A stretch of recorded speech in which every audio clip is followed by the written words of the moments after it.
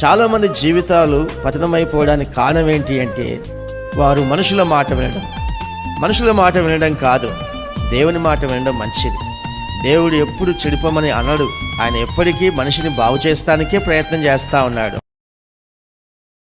మనిషి అంటే దేవునికి చాలా ఇష్టం, ఎందుకంటే మనిషి దేవుని పోలికలో ఉన్నాడు